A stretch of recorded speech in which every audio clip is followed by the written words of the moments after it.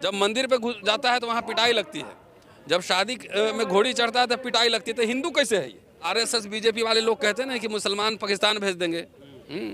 तो उससे हमारे दलित भाइयों को खास तौर से लगता है कि मुसलमान पाकिस्तान जाएगा तो सारा ज़मीन अब जो बंगला है नवाब साहब का मेरा ही होगा। तो मिलता तो कुछ नहीं है, लेकिन ये है उसको नशा में डाल देता है, मिलने वाला है। उसी तरह हमारे कुछ दलित हैं, बड़े बड़े नेता हैं, बड़े बड़े संगठन हैं, वो पूरी एनर्जी वैसे मुद्दे पे लगा रहे हैं जो अनरियलिस्टिक है।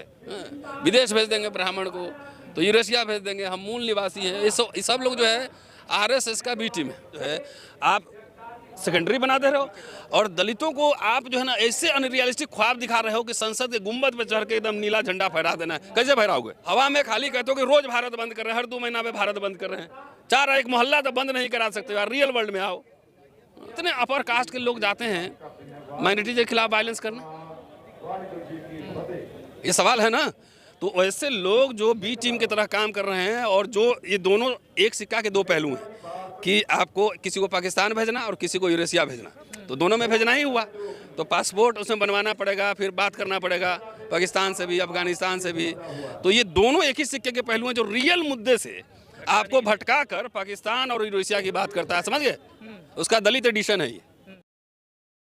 इसमें हमारे कुछ नेता भी जो है ना गाहे बगाहे या अंदर से सेटिंग करके हमारे SC ST OBC समाज को गुमराह कर रहे हैं। इसलिए ऐसे मौके पर इस तरह का कार्यक्रम जो है ना बहुत इम्पोर्टेंट है कि रेटरिक में राजनीतिक नहीं होती है। खाली रेटरिक, जिनके पास संसाधन हो, सत्ता हो, वो रेटरिक दे तो उनको तो सूट करता है, लेकिन जिनके पास रहने को घर नहीं, सारा जहां हमारा मतलब रहने के लिए अपना घर नहीं है, पढ़ने के लिए स्कूल नहीं है, कुछ भी नहीं है, और आप जो है इतने बड़े बड़े नारे दे रहे हो।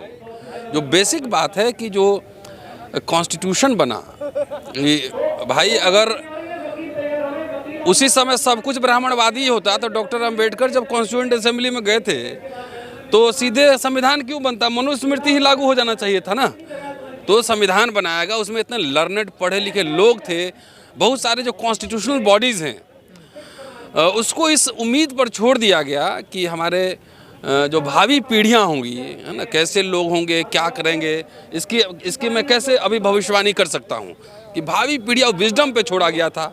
लेकिन 70 साल में देख लीजिए, जिस विजडम पे छोड़ा गया था उससे आगे गए हैं या पीछे आए हैं, ये तो समझना पड़ेगा ना। तो 70 साल में जो डेवलपमेंट हुआ था, जो पब्लिक इंस्टीट्यूशंस बने थे, यूनिवर्सिटीज़ बने थे, कॉलेज बने थे, सब कुछ धीरे धीरे बेच रहा है, और उसको फिक्टिशियस हिंदुआइजेशन में जो कहता हूँ। अभी दिल्ली में आपने एक देखा है कि कोबलर को बर्मा नाम हटाने को हटवा दिया, उसको हटवाया ना। जब मंदिर पे घुस जाता है तो वहाँ पिटाई लगती है, जब शादी में घोड़ी चढ़ता है तो पिटाई लगती है। तो हिंदू कैसे है ये? वैसे ही लोगों को कई बार जो ना कॉमनल हेट्रेड के लिए, कॉमनल वायलेंस के लिए, वैसे लोगों को ये लोग इस्तेमाल करते हैं। तो उनके लिए कम से कम जिस तरह की बातें यहाँ हो रही है, आई ओपनर हैं कि कम से कम आंखें खोलो, तुम्हारा हक कौन खा रहा है, तुम्हारे बच्चों के स्कूल कौन बंद कर रहा है, तुम्हारे जो सरकारी संस्थाएं उसका निजीकरण कौन कर रहा है, ये तमाम मसलों को पहचानो। और जैसे आरएसएस बीजेपी वाले लोग कहते हैं ना कि मुसलमान पाकिस्तान भेज देंगे, तो उससे हमारे दलित भाइयों को खास तौर से लगता है कि मुसलमान पाकिस्तान जाएगा तो सारा ज़मीन अब जो बंगला है नवाब साहब का मेरा ही होगा। तो मिलता तो कुछ नहीं है, लेकिन ये है उसको नशा में डाल देता है, मिलने वाला है। उसी तरह हमारे कुछ दलित हैं, बड़े बड़े नेता हैं, बड़े बड़े संगठन हैं, वो पूरी एनर्जी वैसे मुद्दे पे लगा रहे हैं जो अनरियलिस्टिक है। विदेश भेज देंगे ब्राह्मण को, तो यूरेशिया भेज देंगे, हम मूल निवासी हैं। ये सब लोग जो है आरएसएस का बी टीम है। हाँ, इसलिए बता रहा हूँ ना, मूल निवासी कॉन्स्टिट्यूशन बन गया, या तो बाबा साहब को मानते हो या फिर मूल निवासी मानते हो। कॉन्स्टिट्यूशन एक बार बन गया, जब सिटीजनशिप डिफाइन हो गया, तो अब कौन विदेशी या कौन देशी, जिसका जन्म यहाँ पे हुआ वो ऑलरेडी यहीं का आदमी है। तो फिर मुस्लिम को जो मंच पे बैठाते हो, दाढ़ी वाले लंबे पठान साहब को, तो वो कैसे मूल निवासी हो गए? फिर तो वो कन्वर्टेड है ना। नहीं, कैसे कन्वर्टेड है? वहाँ से जो आए थे तो कुछ लोग तो यहाँ रुक गए थे ना, जो गोरे चिट्टे लंबे हैं, तो वो है ना जिन्होंने। अरे जो कम लोग, अधिकतर लोग को थोड़े ही मंच पे बैठाते हो, वो कम लोग के पास जो बड़े बड़े पैसे वाले लोग हैं उनको बैठाते हो, कुछ माल वाल मिल जाए उससे, तो जाके देख लो, मंच पे चेक करना। तो ये पूरा आइडिया जो है ना, डॉक्टर अंबेडकर की लड़ाई किस बात की थी, ये उन लोगों से पहले पूछो कि डॉक्टर अंबेडकर की लड़ाई क्या मान सम्मान, सम्मान, सेल्फ रिस्पेक्ट, डिग्निटी, हिस्सेदारी, भागीदारी, सुरक्षा इसकी थी कि उनकी लड़ाई ब्राह्मण को विदेश भेजने की थी, मूल निवासी की थी। पहले इसमें से क्लियर कर लो, तब बहस आगे बढ़ेगी। उनकी लड़ाई, इसका मतलब है कि जो फंडामेंटल इश्यूज़ हैं, जो रोजगार का सवाल है, जो शिक्षा का सवाल है, तमाम ऐसे सवाल जो है आप सेकेंडरी बना दे रहे हो। और दलितों को आप जो है ना ऐसे अनरियलिस्टिक ख्वाब दिखा रहे हो कि संसद के गुंबद पे चढ़ के एकदम नीला झंडा फहरा देना है। कैसे फहराओगे? 272 MP चाहिए ना, बताओ कहाँ कहाँ से जीतोगे? तो नहीं, 50 वोट एक इलेक्शन में लाएंगे, कहीं 100 वोट लाएंगे। हुक्मरान जो है बनने का सबको अनरियलिस्टिक ख्वाब दिखा रहा है। तो हुक्का वो बोलते हैं ना कि कबूतर दिखा के कौआ खिला देगा, बटेर दिखा के कौआ खिला देगा। तो उसी तरह हुक्मरान के चक्कर। ये भी जाता है कि जब तक हमारी जो आबादी है, दबे कुचले पिछड़े जो लोग हैं, अगर वो ख्वाब नहीं देखेंगे तो आगे कैसे बढ़ेंगे? तो ख्वाब देखो ना कि तुमको अमर्त्य सेन भी 10 पैदा करना है, तुमको नोबेल प्राइज भी लेना है, हाँ, बुकर प्राइज भी जीतना है, हिस्टोरियन भी बनना है। राजनीति तो उसी की जिंदा रहेगी जिसके संस्थान होंगे, जिनके इंटेलेक्चुअल होंगे। अगर ब्राह्मणवाद जिंदा है तो राज सत्ता की वजह से जिंदा नहीं है। उसके सोशल हेजमनी, उसके मठ, उनके मंदिर, वो उनके एजुकेशन के सेंटर थे, चाहे मुसलमान आए, चाहे अंग्रेज आए, चाहे उसके पहले जो भी रहे। वहाँ वो बच्चों को पढ़ाते थे, डांस सिखाते थे, म्यूजिक सिखाते थे, सब सिखलाते थे, राइट।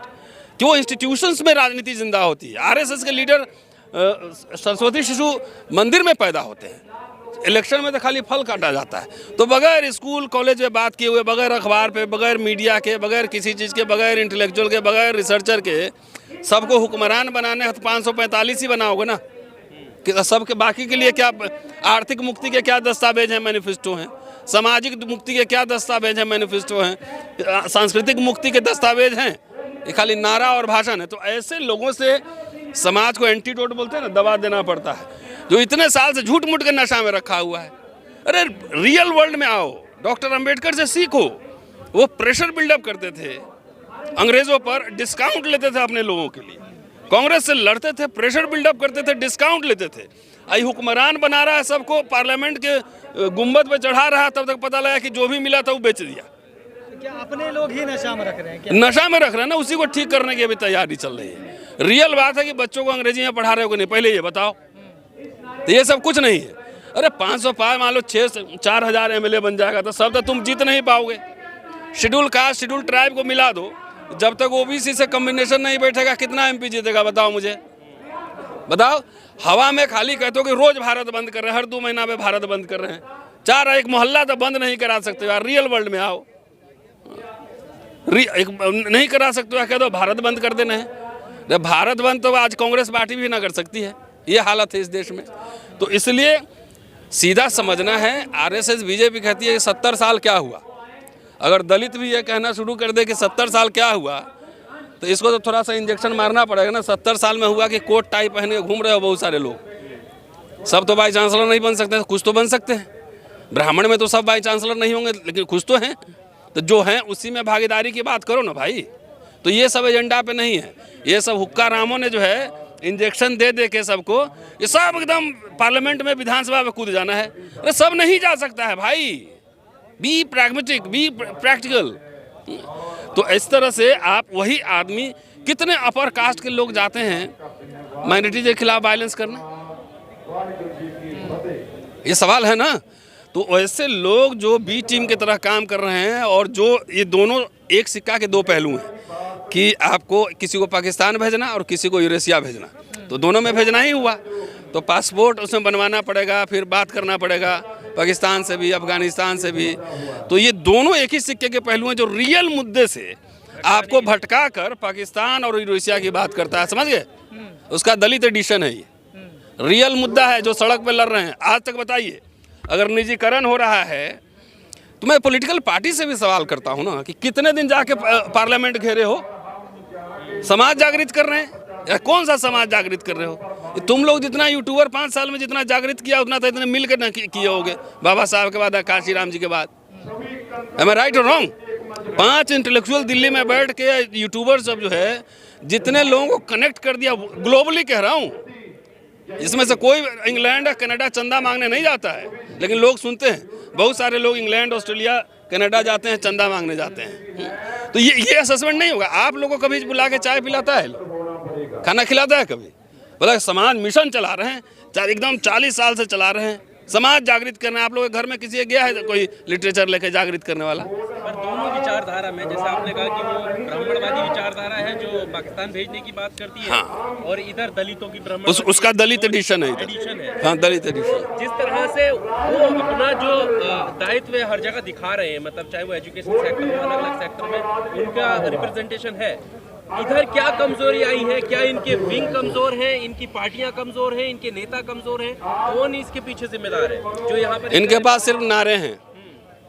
10 साल, पिछले 15 साल का इनका इलेक्शन का वोटिंग पैटर्न उठा के एनालिसिस कर लो। नारे देना, बाबा साहब ने कहा था पढ़े लिखे लोगों ने धोखा दिया है, तो ये मोरल प्रेशर बनाने के लिए भाषण देता है। तो आपके पास गया, बोला बाबा साहब ने कहा था पढ़े लिखे लोगों ने धोखा दिया है, तो आप जेब में से 2000 रुपया निकाल के दे दी, देखो हम नहीं दिए, हम मिशन में कंट्रीब्यूट कर रहे हैं। तो ये सबसे बचिए, पैसा बचा के घर के बगल में एक गरीब बच्चा है उसको इंग्लिश स्कूल में पढ़ाइए, इंग्लिश मीडियम, ये सब रियल बात है। अगर जिस दलित पॉलिटिक्स में, विजन में स्कूल नहीं हो, कॉलेज नहीं हो, एजुकेशन नहीं हो, इंस्टीट्यूशन नहीं हो, इवन कांशीराम जी भी अखबार कई निकाले थे, संस्थान बनाए थे, कब DS4, बामसेव, तमाम संस्थान बनाए थे, उसी को कौन लोग बांट दिया? बताओ, हमने बांटा? लोग जिसने बांटा उनकी व्यक्तिगत महत्वाकांक्षाओं की वजह से बटी होगी ना। सब कहता है हम ओरिजिनल है, सब ओरिजिनल। एक तो कहता है मैं 99.9, उसके बाद फिर डॉट, फिर 99.9, सब मैं ही हूँ। तो एक काम करो, उनको बोलो कि रामलीला ग्राउंड में एक दिन 5 लाख लोग इकट्ठा कर लो और यहाँ से मार्च करके जाओ, संसद घेरो, अब बोलो कि हमारे लोग का हक हकूक जो खत्म हो रहा है, प्राइवेटाइजेशन कर रहे हो, बंद करो, नहीं तो सरकार गिरा देंगे। ये बोलो, कौन रोका है? किसने रोका है? तो खाली एब्स्ट्रैक्ट, अमूर्त हवा में खाली भाषण देने से, नारे देने से कुछ होने का है? जो हमारे लोगों को अनरियलिस्टिक ड्रीम्स दिखलाए जा रहे हैं। मेरे लिए एक आम इंसान के लिए क्या ज़रूरत है कि आपको रोजगार मिले, आपको बढ़िया एजुकेशन मिले, आपका स्वास्थ्य हो। जितना ये सब भाषण होता है उसमें खाली भाषण, पॉलिटिकल नारेबाजी के अलावा कोई भी आर्थिक मुक्ति के दस्तावेज, सांस्कृतिक मुक्ति के दस्तावेज, कोई सामाजिक मुक्ति के दस्तावेज, कभी इस पे आंदोलन होते या बात होते देखा है? खाली हुक्मरान बनना है, तो कैसे बनोगे ये पता नहीं भाई। आपने एक बात कहा कि ब्राह्मण जो है कोई नहीं चाहता, माइनॉरिटीज के खिलाफ कोई ब्राह्मण नहीं चाहता है, दूसरे लोग हैं, इनको उकसाया कौन उकसा रहा है? ऐसे लोगों को कौन उकसा रहा है? तो ये आपको कहना पड़ेगा, कौन उकसा रहा है सब नहीं जानता है। जो मूंछ रखने में पीट रहा है वही उकसा रहा है। जो सबसे ज्यादा मार पड़ी है, किसको पड़ी है? जो सफाई कर्मचारी, सबसे ज्यादा प्राइवेटाइजेशन हुआ है तो सबसे ज्यादा मार उन पे पड़ी है। लेकिन वो पाँव धोते हैं, प्रधानमंत्री जी पाँव धोते हैं ना जाकर, तो हमारे कई लोग खुश भी होते हैं, सुबह सुबह भजन कीर्तन भी सुनते हैं। सबको एक एक आइकन पकड़ा दिया है, खुश रहिए। कोई स्कूल कॉलेज ज़रूरत नहीं है, कोई नौकरी की ज़रूरत नहीं है, सब लोग एकदम नशे में रहो पूरा। इस देश के हम मालिक हैं, हम मूल निवासी हैं, रहने को घर नहीं सारा जहां हमारा। शुक्रिया, thank you. Subscribe now and press the bell icon. Never miss an update.